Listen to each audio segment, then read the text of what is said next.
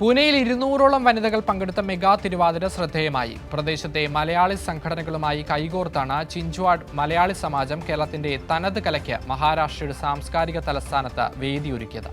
വിദ്യാഭ്യാസ രംഗത്തും ജീവകാരുണ്യ പ്രവർത്തനങ്ങളിലും സജീവമായ സമാജം സാമൂഹിക പ്രതിബദ്ധതയുള്ള നിരവധി പദ്ധതികൾക്കാണ് തുടക്കമിടുന്നത്. മഹാരാഷ്ട്രയിൽ പൂനെയിലെ ചിഞ്ചുവാഡ് മലയാളി സമാജം വനിതാ വിഭാഗത്തിന്റെ നേതൃത്വത്തിൽ പ്രദേശത്തെ മലയാളി സംഘടനകളുമായി കൈകോർത്താണ് മെഗാ തിരുവാതിര സംഘടിപ്പിച്ചത്. CMS സ്കൂൾ അങ്കണത്തിൽ നടന്ന പരിപാടിയിൽ 200-ലധികം വനിതകൾ പങ്കെടുത്തു.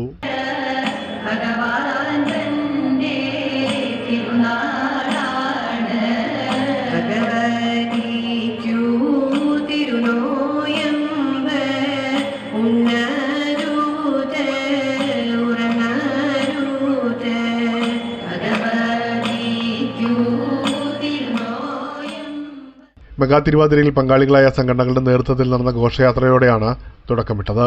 ഉദ്ഘാടന ചടങ്ങിൽ ചിഞ്ചുവാഡ് മലയാളി സമാജം പ്രസിഡന്റ് TP വിജയൻ അധ്യക്ഷനായിരുന്നു. ക്ലാസിക്കൽ ഡാൻസർ നയന പ്രകാശ് മുഖ്യാതിഥിയായിരുന്നു. സംഘടനകൾ തമ്മിൽ പരസ്പര സഹകരണം ഊട്ടിയുറപ്പിക്കാൻ ഇത്തരം വേദികൾ നിമിത്തമാകുന്നുവെന്ന് TP വിജയൻ പറഞ്ഞു. സമാജത്തിന്റെ ഭാവി പദ്ധതികൾ ഭാരവാഹികൾ വിശദീകരിച്ചു. എന്താ പറയുക, മറ്റൊരു സ്കൂള് ഇപ്പോൾ ഇവിടെ 3000 കുട്ടികൾ പഠിക്കുന്ന ഒരു സ്കൂൾ ഇപ്പോൾ സ്റ്റേറ്റ് ബോർഡിൻ്റെ ഉണ്ട്. പിന്നെ നമ്മൾ CBSE ഇതിലേക്ക് മറ്റൊരു സ്കൂള്, അതുകൂടാതെ തന്നെ നമ്മൾക്ക് മറ്റ് ഇതിലേക്ക് വേണ്ടിയിട്ട് നമ്മൾക്ക് ഒരു നയകാവ് എന്ന് പറയുന്നത് അത് 25 കിലോമീറ്റർ അടുത്ത് നമ്മൾ വൃദ്ധാശ്രമം എന്നുള്ള ഒരു കോൺസെപ്റ്റിൽ ചെയ്തിട്ടുണ്ട്.